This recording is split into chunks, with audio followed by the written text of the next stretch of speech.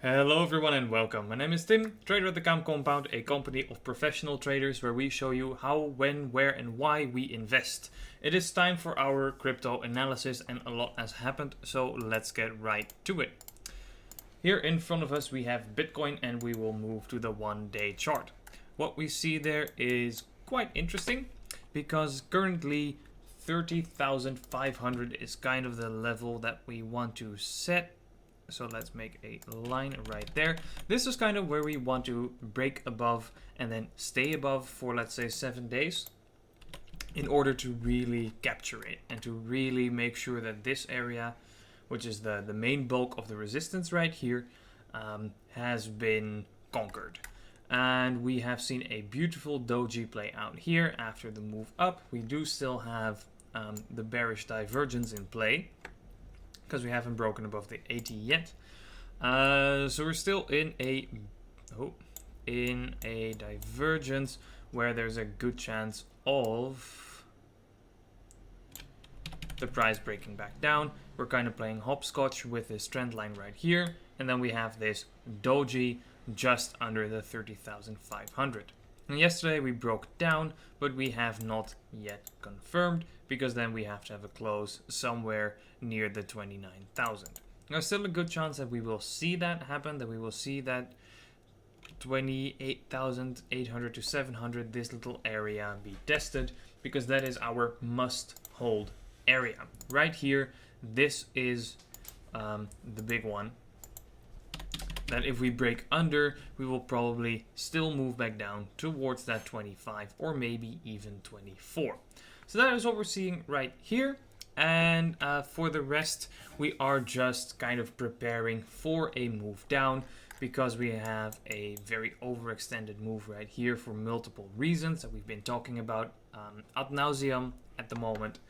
And this is just, as you can tell, also kind of, it's only a relatively small move back up, as you can tell. It also feels kind of like there's a bit of a news fatigue or a good news fatigue, where the market just doesn't react as well to good news anymore, as well as the volume is still incredibly light. There's just not that much going on as of right now.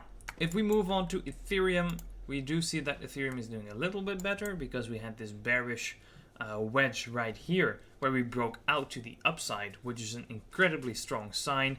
But for now, Ethereum does seem to be kind of in the same camp as Bitcoin, where they're both kind of playing with their current levels, because it's not quite as strong as previous resistances. And what we see here is that we kind of have to test this 20,000 or 2,000 to 2030 kind of area to see if we can hold. That is kind of it for now. The best bull case would be to consolidate sideways. So let's say for like a week or something, maybe 2 weeks, to really get into this and to really show that they've, conquered this little upside and then continue onwards. So that is what we're going for right now. Special attention this week to XRD, which has been absolutely blowing everything out of the water. We've been talking about it since, let's say, 3 to 4 cents. So that is currently a nice little 3x approximately. It even hit the 13 cents today, or almost. Yeah, not quite. 12 cents, 0.8, which is phenomenal. It's a great job. Next part, or the next target would be 13 cents and then the 17 cents probably. That's kind of what we're looking at right now, but phenomenal job for Radix.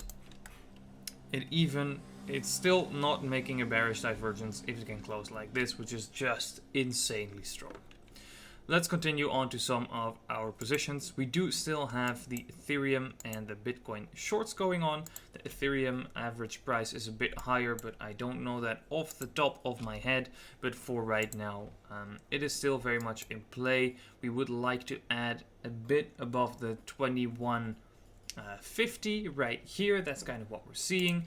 Bitcoin for now is good, and we're just waiting for that fall back, which is very likely even in this current earnings season, which has started today. Hopefully that will bring back some liquidity, some volume, bring back some traders, and make these tiny little candles here at the volume part of the chart a little bit higher, so there's a bit more up and down happening. That is kind of the important bits for this week. Keep an eye out, as earnings seasons can be wildly volatile, as tech companies kind of give an idea of what's going on with the investor market, which is definitely interesting right now because of all the credit market trouble that's going on.